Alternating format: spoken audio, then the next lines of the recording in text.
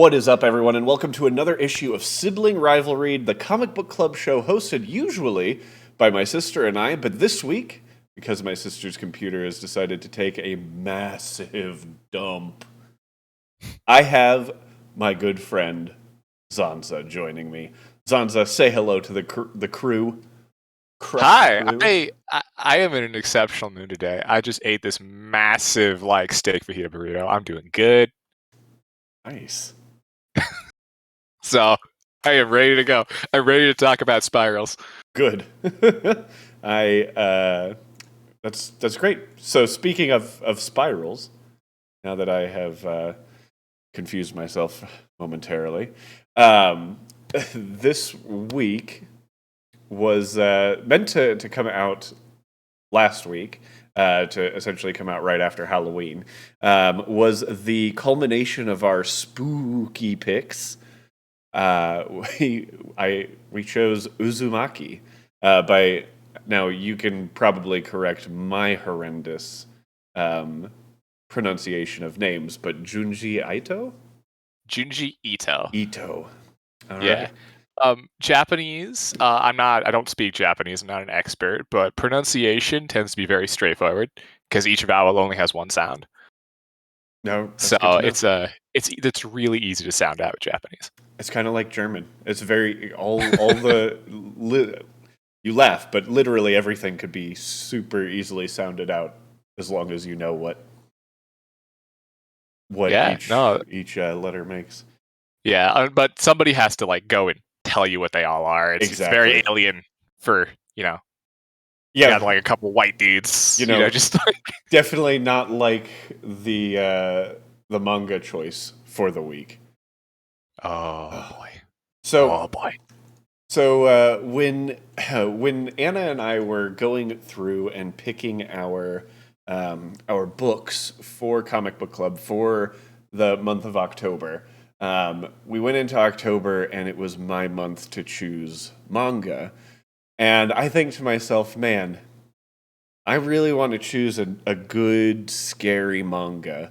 And, there's 3 people that I know that I could go to and ask, I need this when it comes to manga, and they would be able to just immediately tell me. And Zanza, I came to you at the beginning of October. Oh, yes. I was like, hey, I need some help figuring out what manga to do. And you gave me a few, and I looked through, and I'm like, you know what? Uzumaki sounds absolutely horrifying. This is legitimately the scariest one you could have picked. Yeah. And I got it, and it's the whole collection that you get. Usually we read a whole volume thing. 1, which we were. Yeah, this was originally published in a couple different volumes, 2 or 3 volumes, right? Yeah. But it's like a decade old. It's over a decade old at this point, and it's very, very well celebrated. So they like to take those opportunities to give those very fancy hardbound volumes as are collected. It happens to a lot of very celebrated manga after a while. They get the really fancy trades. So that's what we've got here today. Yeah, and it was the only option that I had.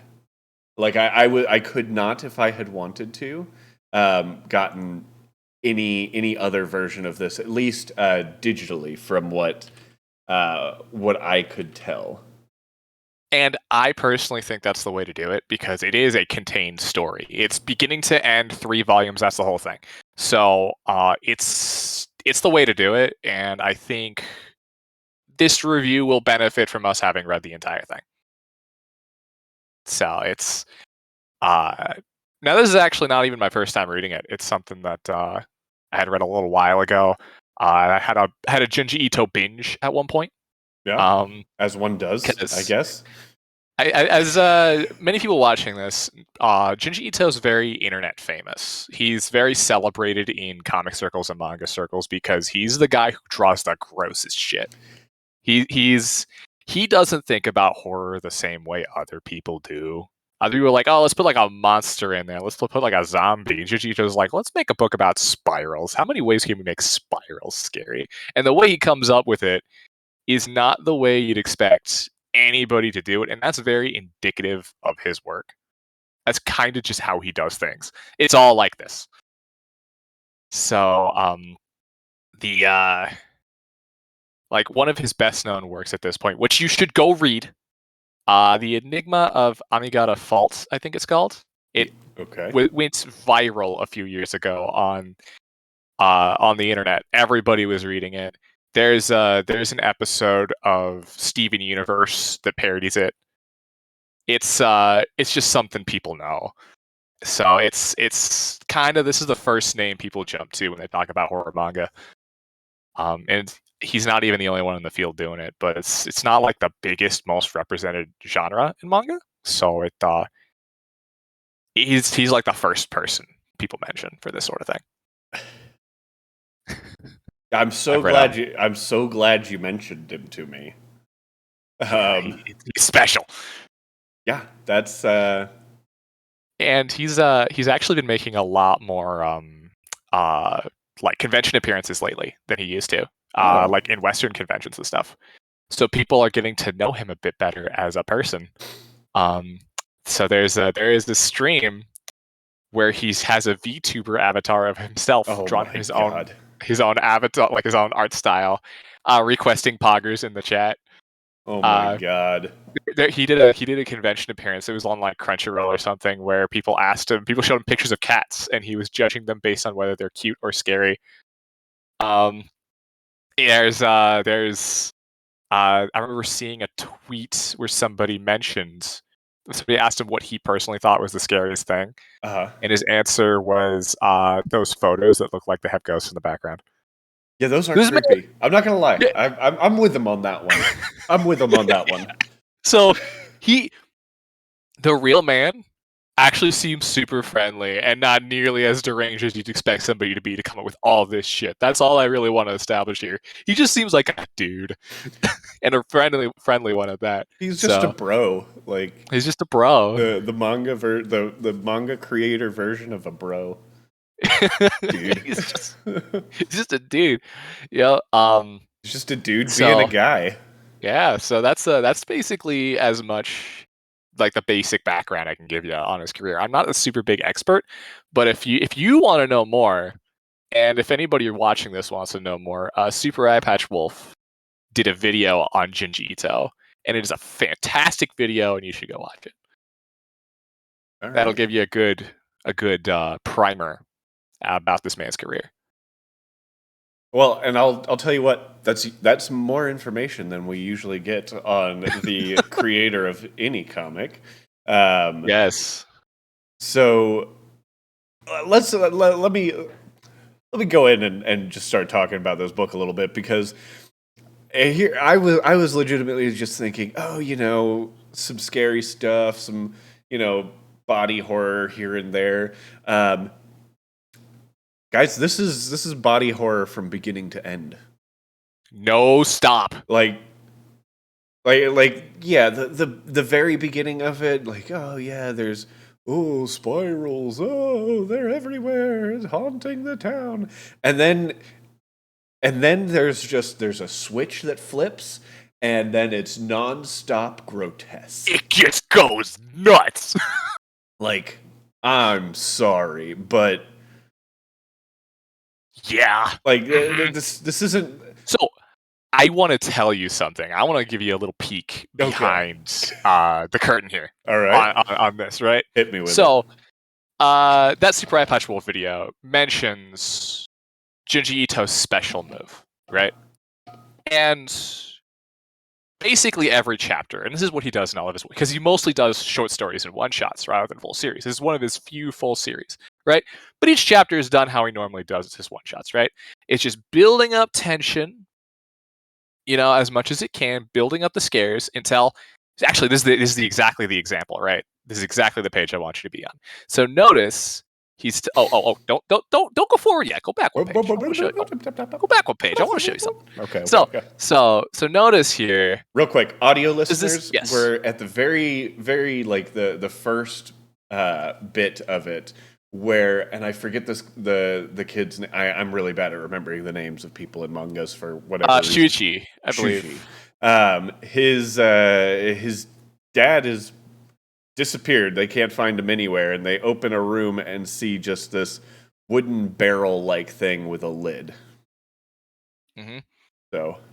So the here they have a bunch of small panels with really intense shading, right?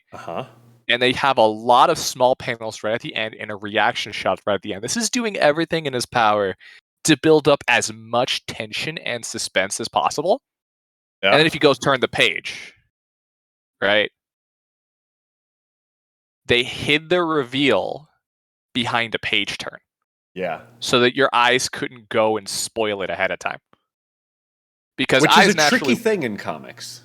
Yes. Your eyes naturally wander and spoil things for you. It happens to everybody. It's just how it works. So the biggest scare in every chapter is right at the end, after a page turn, after like the last few panels on the previous page are just a few small ones setting up reaction shots, right? That is Junji Ito's special move. So I want you to go back to the tongue thing, right? Yes, sir. Yes, sir. Yes. This tongue thing, which is a pivotal moment, this is when the switch happens. Yep. Was not a big enough deal to the author to hide behind a page turn. Nope. That is just getting started. That is us just ramping up. This is not that big of a deal in this comic when this man's tongue bursts from his face and turns into a spiral. Not just a spiral, but the detail of all the drooly leakiness of the spiral. And like, yeah, you know, some people have long tongues. This would make a giraffe jealous. Yes. Yes, it would. And he just does it. He just like, I can turn my tongue into a spiral. Watch. You're like, what? Like, why, what?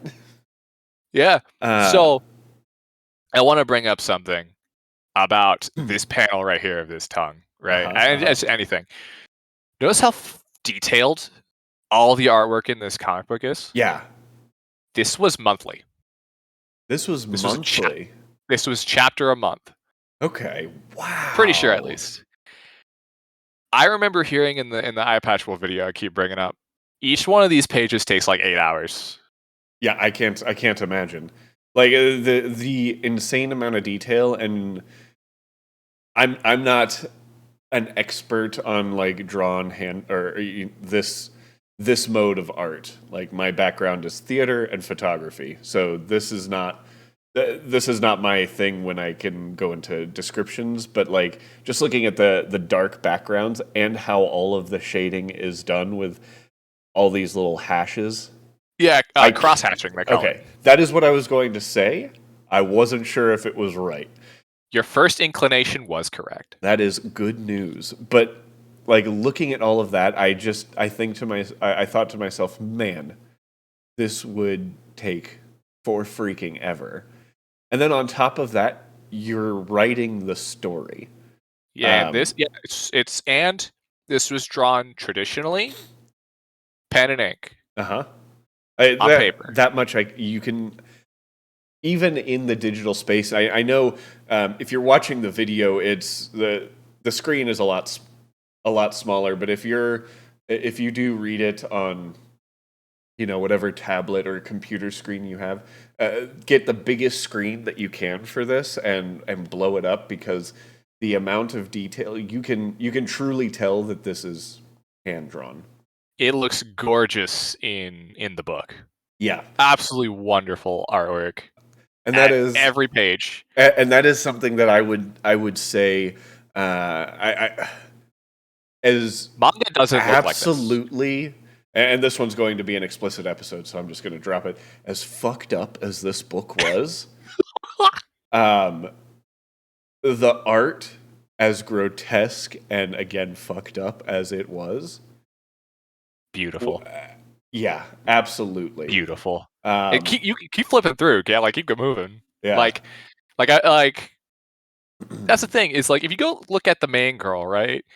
Junji Ito is fully capable of drawing pretty things if he Oh, yeah. wants. If he wants to make a character look cute or pretty, he can do it if he wants. But no, he wants to throw something fucked up at you. And something that I found absolutely insane about this book as a whole was how, as they started cremating people, the ashes were becoming spirals as well. It was at that point, Shuichi was the only one that knew. They were all fucked. Every single one of them was fucked. And for this moment right here at the start of chapter 2, as the ashes form a spiral in the air, everyone's fucked. But man, she didn't know enough to get the hell out. Yeah. Shuichi's just like, we just need to go. And he was right. Yeah. Shuichi's the best character in this comic book, by the way. He's the smartest character in this comic book. It's like, no, we just need to go. It's like, please, can we just leave? And then look at this face.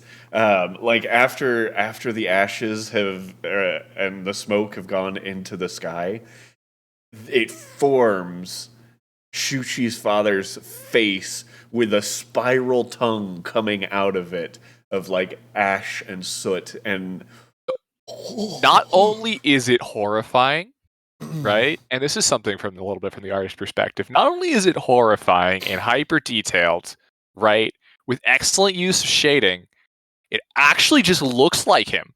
Yeah. It just like contorting somebody's likeness like that and adding a bunch of more detail and making it more realistic, and it still looks like him. Yeah. It's not easy. That's not easy at all. That's insane.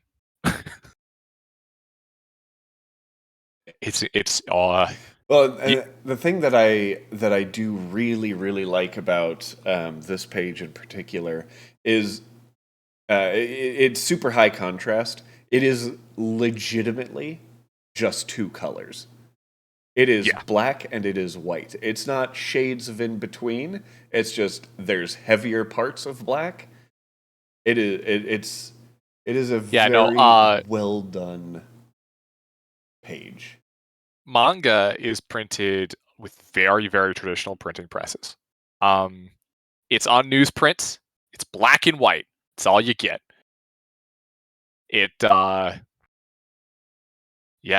So they find ways of getting shading into it, like this cross hatching. There are like little plastic sheets called screen tones. Like you can actually see that on this page here with some of the backgrounds, like the curtains there. What they do is they have a plastic sheet of just little dots, and they just lay it on there, cut it out to that shape, and just like, and they're adhesive, so just stick on. Mm-hmm. And they use that for a lot of shading. But it's little dots for a reason, right? That's all those printing presses can do. Right. So it's very limited, right? What you get access to in manga is pure black and white, but it looks so much scarier because there's no color. Yeah. It's like watching a old monster movie. It gets that eerie feeling across because you just see value, you just see tone. And shading, excellent uses of lights and darks are how you scare people. Yeah, 100%.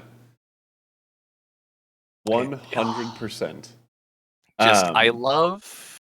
Oh, keep going.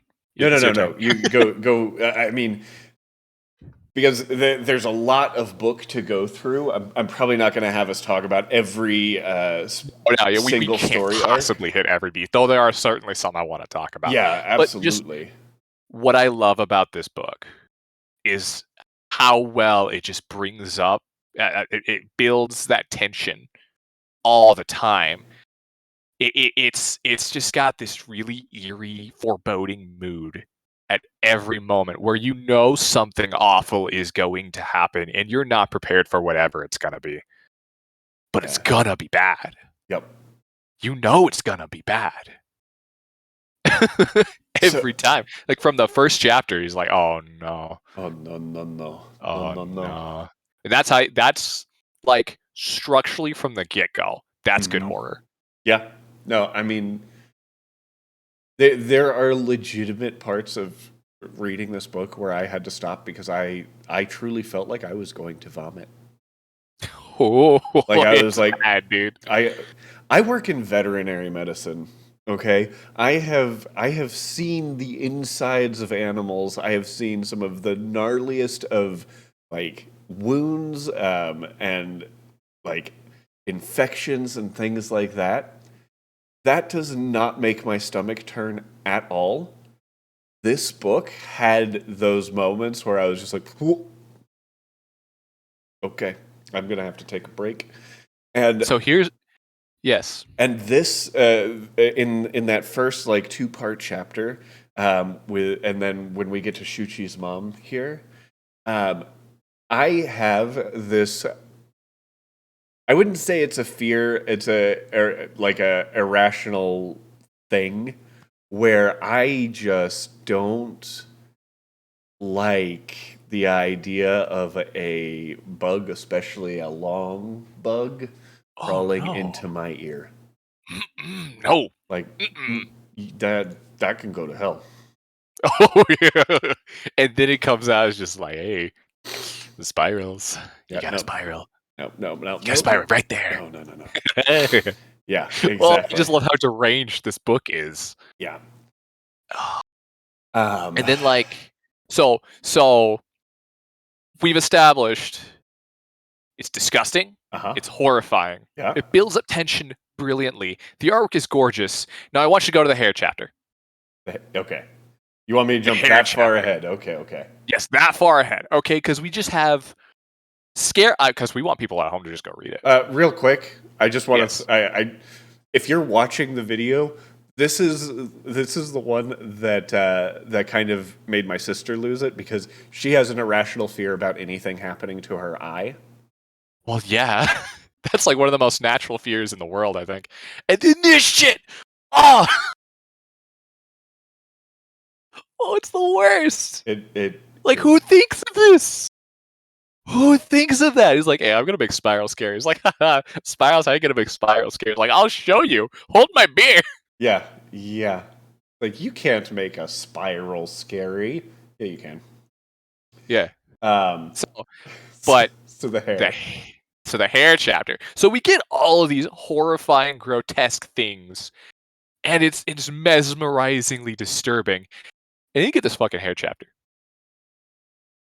And it's the dumbest shit I've ever read in my life. Oh. Yeah. Like, it's just a Dragon Ball Z fight with super curly hair. And, like, it's really stupid and a little bit sexist.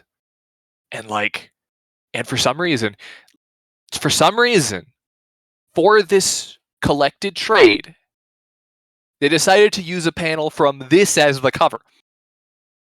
Yeah. Of all the things they could pick to be like, hey, go pick up Uzumaki, this legendary piece of horror fiction. Let's pick the dumbest panel on the whole thing. Make it the front cover. Yeah. Yeah. That's accurate. Why not? Yeah, it's just you put there. Look, there it is. For some reason, to be fair, I think it's because you can't put this as the cover in a bookstore in the West. But the spring guy is on the spine of the book. Oh no. Is it really? Oh. Yeah. Oh. The spring guy is on the spine of the book. You know, but that one just kind of looks like a zombie out of context, right? Yeah. So he's just like generically scary. Is that the jacket? That was Jack in the Box. Jack in the Box. Yeah, that's the one.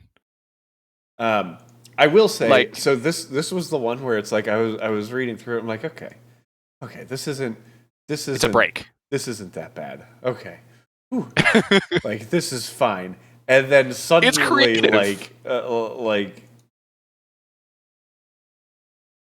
And like the thing, it's the still hair eats this other girl. drawn. Like, oh my god.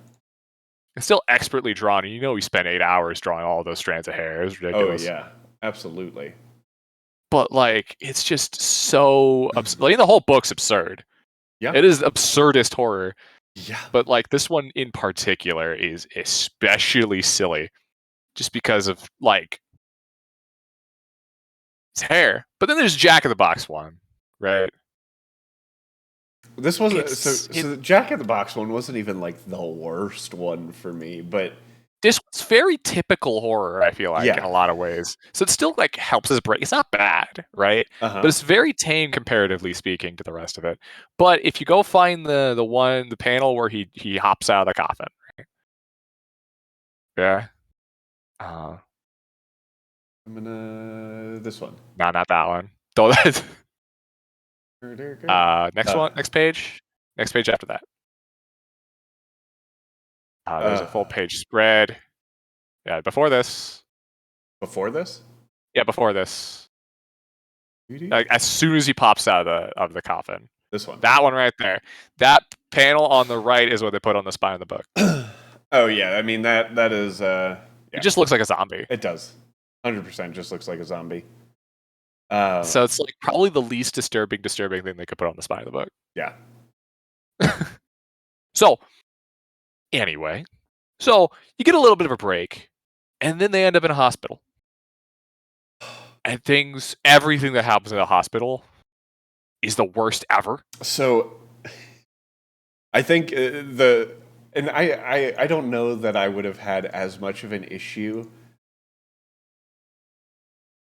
a year ago reading this book. But you're now. But I'm a dad now. Yes. And also, but like, it's not just that it's grotesque body horror that's expertly, like, beautifully drawn, right? It's that this comic book keeps going for like the jugular on what it's trying to scare you with. Yeah. Right. It wants to it's there's a constant theme of sex and reproduction in the entire book. Right? Very basic human things. Romance and love are constantly attacked at every point. And so far as to be like, oh, pregnant women are what's scary today. And that's like the thing that societally and biologically we must protect is women with babies. Yep. Like it's ingrained, and like, no, that's what we're going to attack. We're going to specifically drive and aim at the most primal instincts of people to make you scared. Mm-hmm. And that is like the lowest blow ever, and it just goes for it. It doesn't care, and then figures out, how can we make this as fucked up as possible? And oh my god. Oh, and I almost forgot to mention, I think it's actually a little bit earlier, when two high school boys turn to slugs and then they bone. Oh, yeah. Yep. Yeah, that like, that how was... did you feel about that? you know... Oh, this is the lighthouse. The lighthouse one. Which it also isn't as scary. It was not as scary. That is correct. Like, it's good, but yeah. But I know this freaking snail thing. Yep. Yeah. Again, going for the romance, going for the sex, and scaring you as much as it can with that. And it's just like, and it's not even scary. It's just like, what am I reading? Yeah. What is this? What's going on? It's just uncomfortable. Yep. And this moment, when he breaks all the eggs, solidifying the doom of everybody else in the last few chapters, because they have less things to eat.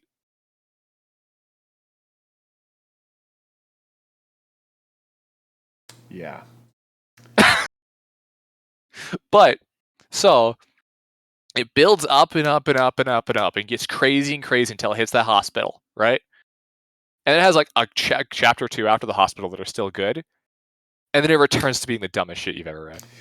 Yeah. So there were a lot of moments where I was having a really difficult time. Yeah. Continuing to read it, just because I was this panel right there. That's my favorite panel. This one? The bottom left of the right page. Bottom left, Right page. Oh, yeah, that's the one that you sent. You sent to It's like out Sheldon. of context, the most iconic panel in this entire comic book. That's the ship right there, dude. Yep. Just, them chilling on the beach. And he's just like dead inside, and she And like she's like, she's there, she's all pretty, she's cute, he's dead inside. But yeah, it was this point on through the book where I almost have a hard time remembering what all happened. There's there's like hurricanes, and it builds up the air pressure, and then people are spinning around and riding whirlwinds, and it's like there's fights of blowing at each other. And where it's like where you can kind of tell is like I still have more spiral ideas, but I don't have any scary spiral ideas. Yeah. And like, oh, that cover right there is so good. It is. That's some classic Japanese horror right there. Chapter 13, The House. Oh, and they left it in color for the. It's in color in the print version too, which is not common for manga publications, because kind of how this works is Japanese manga releases are in magazines, right? Big, like phone book size magazines, and they're all newsprint, black and white. But occasionally, you're just like, okay, you have the color pages this issue. You get a few color pages, and then they get to have a few, but they're almost never kept in color for the book releases. So it's only like special edition ones like this that get to keep their color pages. Interesting. Yeah. So yeah, no. It's this was a book, man. Like it was an adventure. There's like the part of me that's like, man, my sister didn't have to read this one because her computer broke, and I told her that I was just going to do this one with you, and she was like super thrilled about that. But the whole time, I'm just thinking, man, she's got to read it. I would have really, really liked for her to have suffered through this as well. You wanted something scary. I gave you something scary. You sure did. And you've still proven that if I want something, if I need a specific kind of manga, that I could probably still just go to you and ask, hey, I need this, and you'll probably have an answer for me. I know a little bit about I actually haven't been reading a whole lot of comics lately. I think one of the reasons why I agreed to come on or volunteered rather to come on and help you out with this is to get myself to read more comics. Mm-hmm. Is like, oh, I need an excuse because just to get the momentum going and read more stuff.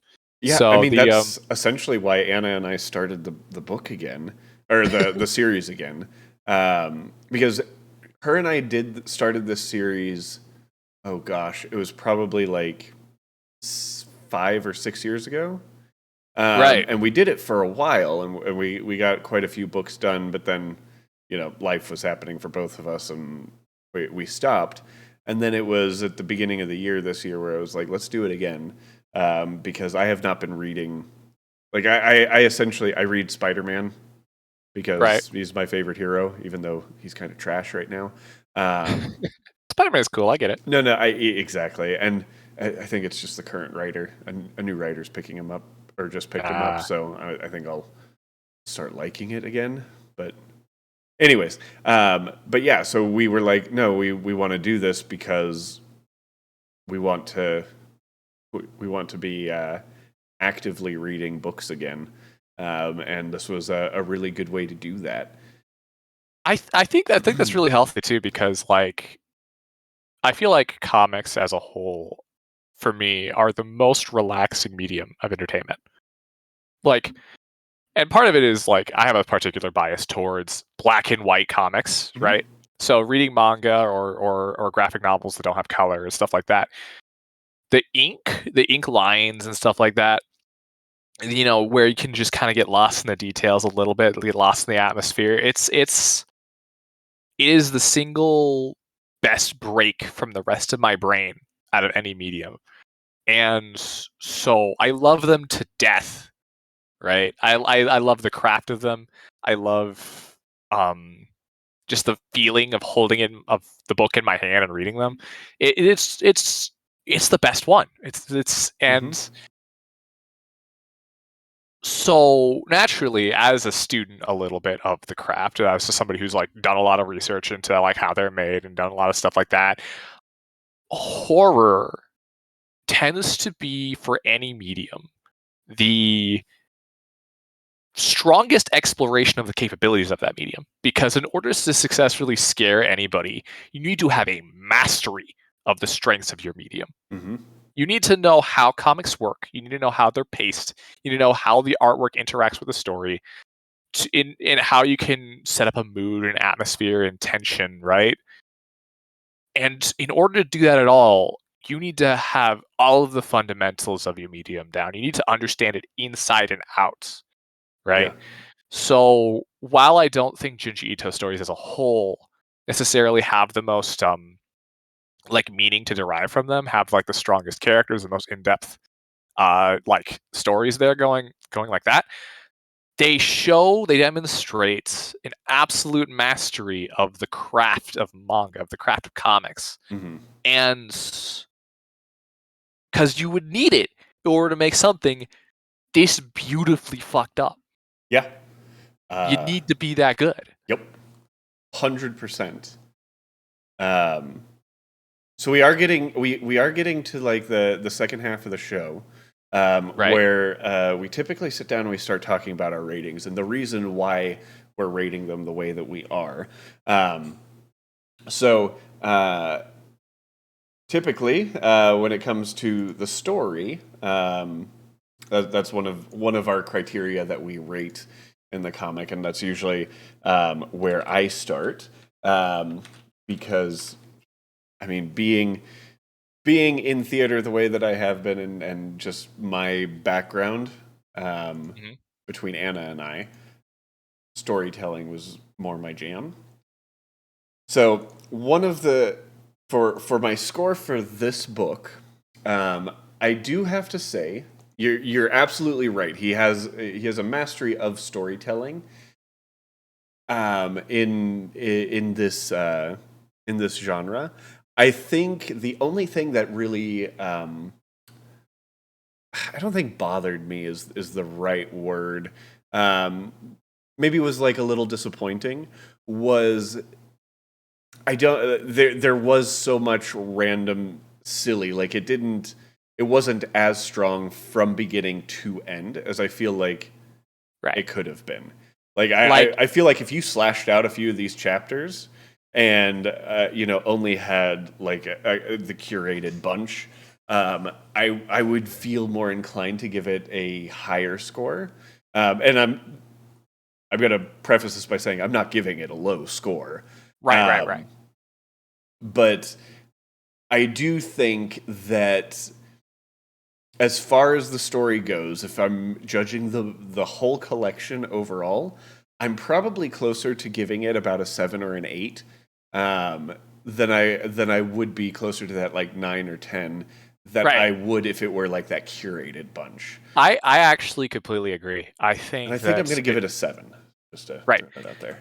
I think I agree on the 7. That's kind of why when I was thinking about it, over the last week.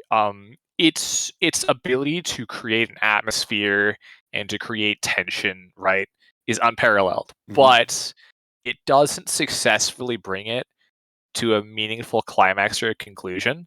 And so once you hit about like 3/4 of the way through the book, you should continue reading to the end. Absolutely. But it's almost like a Stephen King novel. A little bit, but not as disappointing. Right. But like there's like a lot of build up, and then all of a sudden it's like I got to finish this somehow. He's out of ideas. Yep. And the ideas that he had were really good.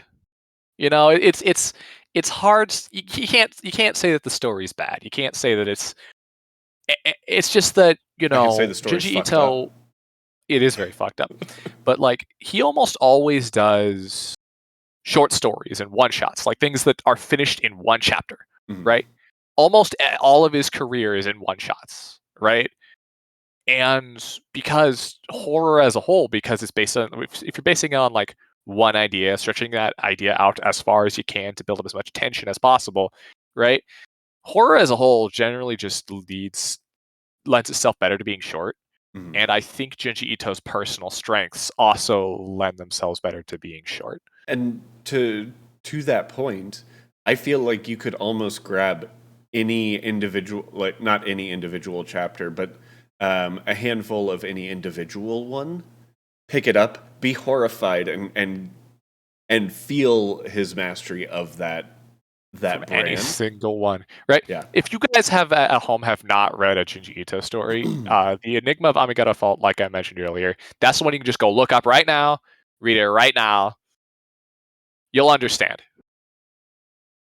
It's special. Yeah. It's like if I had stopped reading at the end of the two-parter at the very beginning, or had only read a lot of the chapters like leading up from there up to like the hair one were good. It's like all of them up to the hair one are good. Then the hair one happens. And then you get a little bit of a break, but they're still kind of good. And then it gets crazy. Yep. And then it just peters out fizzles. a bit. Yeah. So yeah, that's I'm a higher percentage of it is good than a Stephen King novel. Yes, absolutely. Absolutely. And it's not one of those books where at the end of it I regret reading it. And it is difficult to derive a meaning from it, though. Like a lot of horror like has a lot of symbolism and a lot of things you can dissect to figure out what it's attempting to say or what it means, right? And I think there is something here with its fascination with, love, sex, like connection, right? But it like I do think there is something there that you can probably derive from, but it's not super clear. And yeah, it doesn't feel like it when you hit the end, right? Yeah. Like there's probably an analysis you can do there, but it's not very clear that there is one, right? Right. And it's yeah.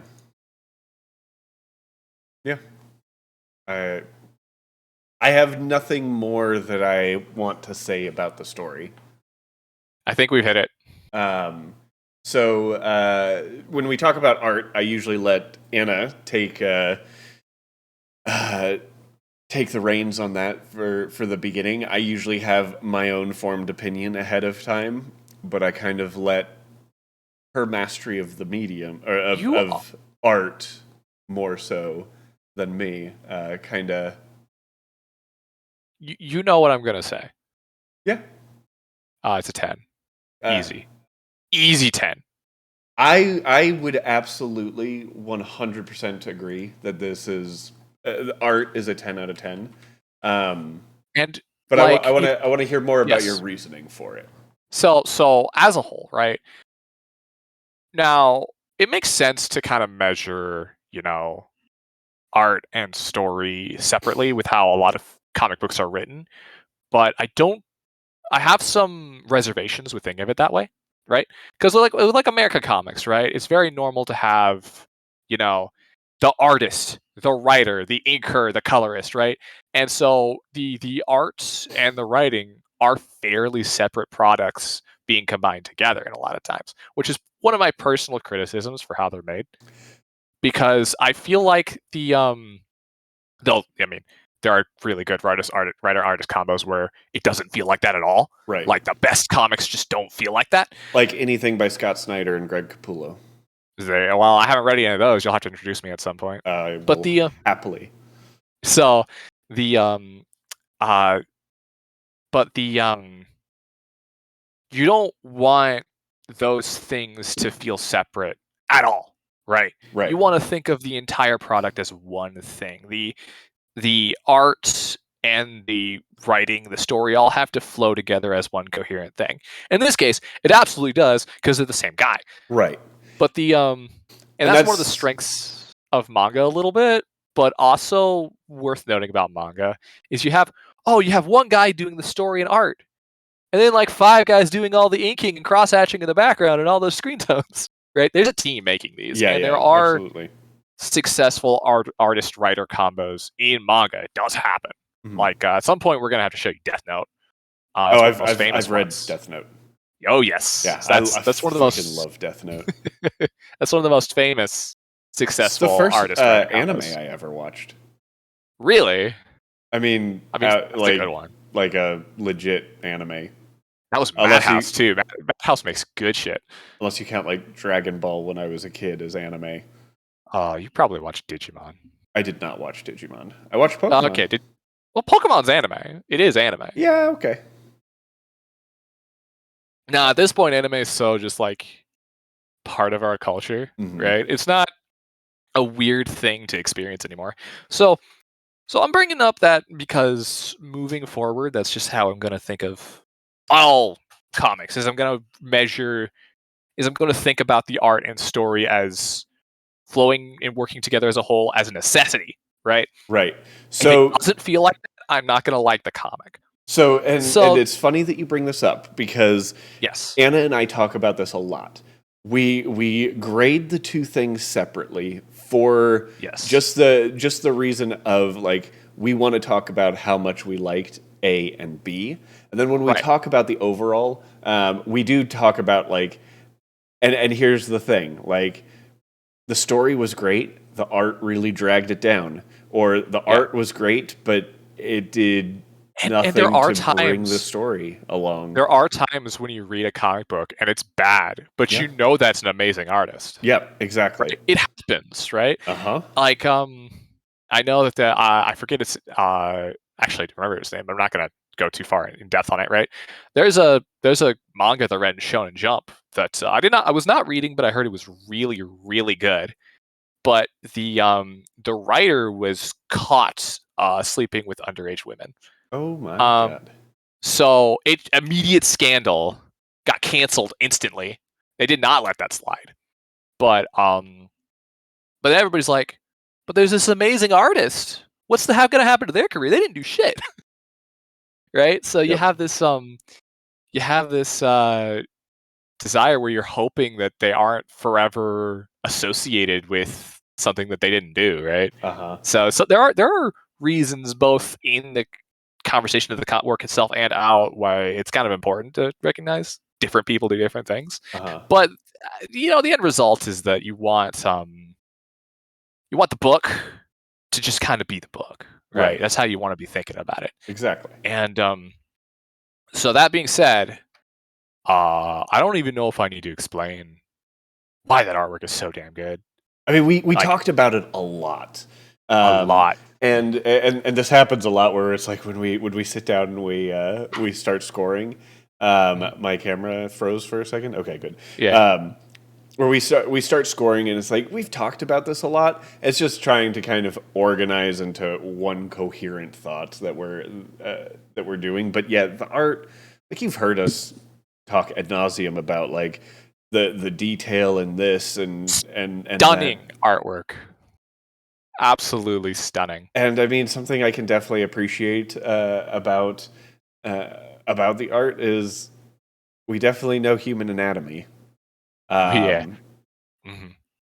And that is definitely something I can appreciate. So going into overall. Score overall. So thinking about like all of it together. Yeah, like an 8 or a 9. Because like even though the writing had parts where it fell down, right? The overall experience was like, dude, I just read something special. Yeah. I read a one-of-a-kind book. Yep. And yeah. It's not one of a kind. There's like 3 other full series Junji Ito did.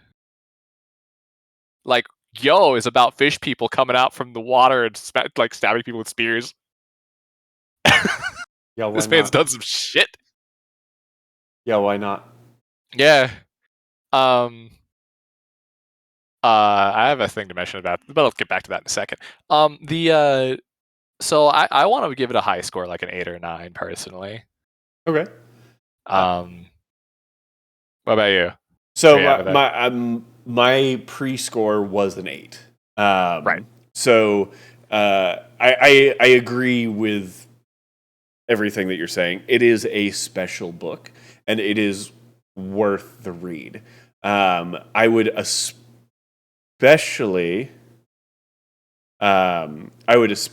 recommend reading it during spooky times like Halloween. If you're looking for something to kind of scare the bejesus out of you, or right now. Yeah, no, and that could be at any point in time. For me personally, I don't really do horror except in October, and I don't know why. I mean, I do know why, but it's just like I don't. I appreciate and respect the genre, but it's not my go-to genre. Horror is something I had to learn to appreciate, right? I grew up not really being that into horror, like avoiding it in most cases.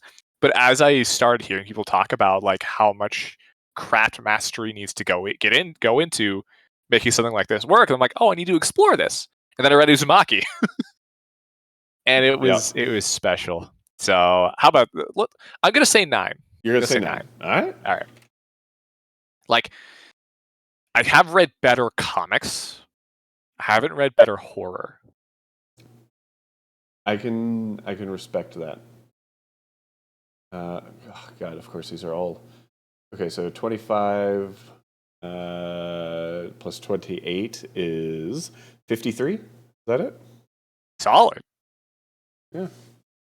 53 points out of a possible 60. I have news for you. Yes. First off, Junji Ito's made a lot of manga, right? Yeah. Including comedies. He's made comedies. Junji Ito's Cat Diary is a comic that he has made. It is just about goofy things his cats have done. And it's in the same art style. Oh my God. Yeah, because he loves cats. Oh my God.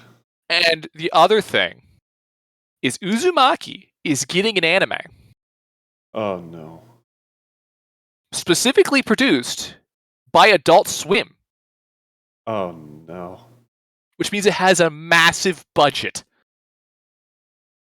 And they've shown exactly one teaser of the anime, and its animation is gorgeous. It's all in black and white with Japanese and English subtitles. Yeah, like go find the teaser. Just go watch it. It's like right there. Yep, that right there. 皆さんご無沙汰しております。That's the boy. No, that's the director. Oh, have the sound on. The sound is on. Okay, I just can't hear it. Yeah. Yeah. You're not wrong about the. Oh my God, the animation is beautiful. That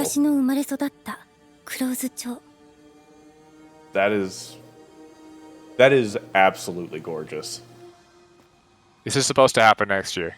Yep, October 2022 is what it says. The music, I can't. Yeah. A man named Colin Stetson is who they got for it.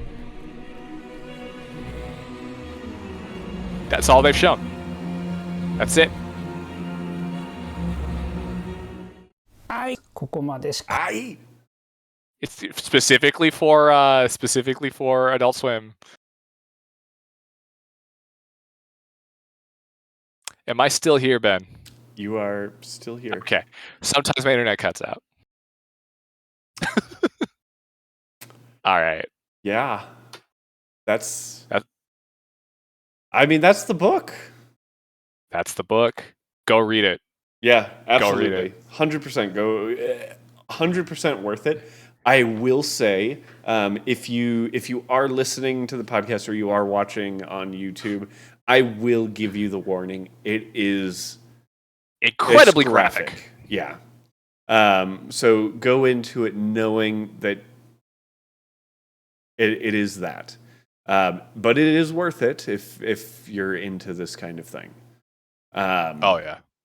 If horror manga is something you have not yet explored, this is most likely going to be your first stop. I don't know if it should be your first stop because it's not representative of what you're going to find in horror manga. Right. But it's probably where you're going to go. and it's what your friends are going to tell you to read if they're into this sort of thing. This is the most celebrated horror manga author right now, and for a reason. Yep. 100%. It's special. Yep. Oh. So, all right. Next week, we're turning it down a notch. We are reading Eternals, specifically the Eternals run by Neil Gaiman. Which I'm super excited to read. I initially intended on that issue coming out this week to be a little more timely with the release of the movie, but we're still being fairly timely. So life happens. Yeah, exactly. I'm not gonna be upset about it. I'm really, really excited to read this one. And we needed to talk about Uzumaki. Yeah, I wasn't going to skip Uzumaki. I thought that would also be a really, really good first book for Zanza to join Rival Read on. I know of Neil Gaiman. I know of Neil Gaiman. I haven't read very much Neil Gaiman. No, so you haven't read any Sandman comics? I have not read Sandman. I'd like to. Okay. I know. At one point, Yoshitaka Amano did some artwork for it. Yeah. That's the artist for Final Fantasy. Yep. Like the old ones. So, that's something I'd like to read at some point. Yeah. Well, I'll. It's on our list to read for Rival Read also. So hopefully, I'll look at the very least, I'll let you know when we're doing it if you want to join us again. I think currently Anna's her computer's not fixed, so Zanza will probably be back with me again next week for Eternals by Neil Gaiman, which again, super stoked to read. I'm a big Neil Gaiman fan. He rewrote the Norse Eddas, Zanza, and so freaking good. I know that he did the English language script for Nausicaa of the Valley of the Wind. Yeah, okay. Or not Nausicaa, Princess Mononoke. He did the English language script for Mononoke. Oh, rock on.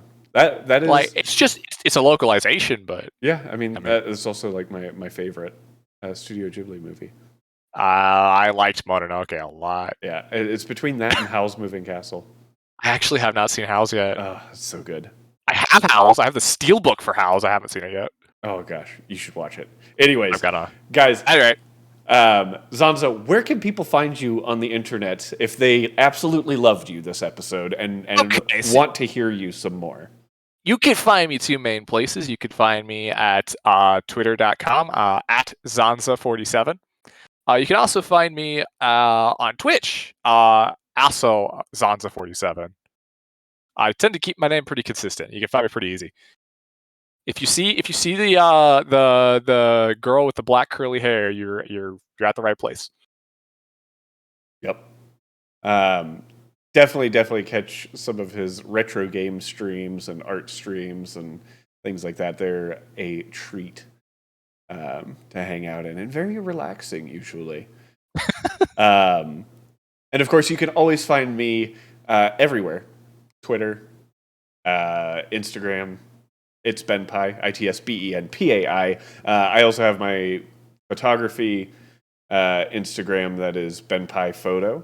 So you can find my art there.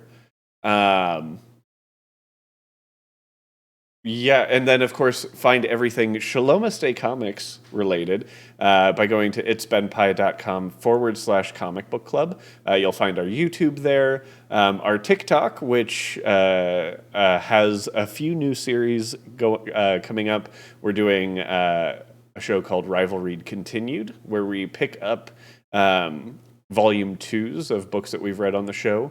We're doing just mini comic book reviews where we're not really interested in reading them on the show. And then my pull list will be coming out tomorrow, Saturday. You should do that for volume 1 of Astro Boy.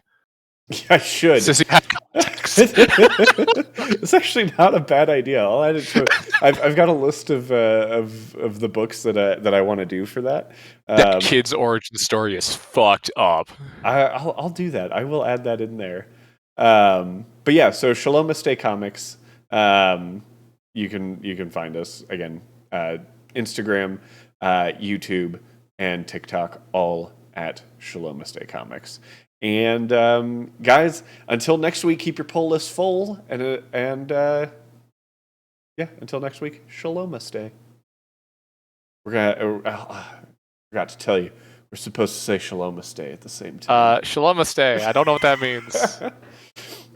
Anna made it up.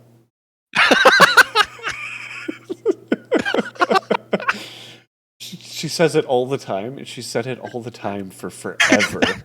And we started saying it at the end of the show, and then I was like, we gotta come up with a name for like the brand.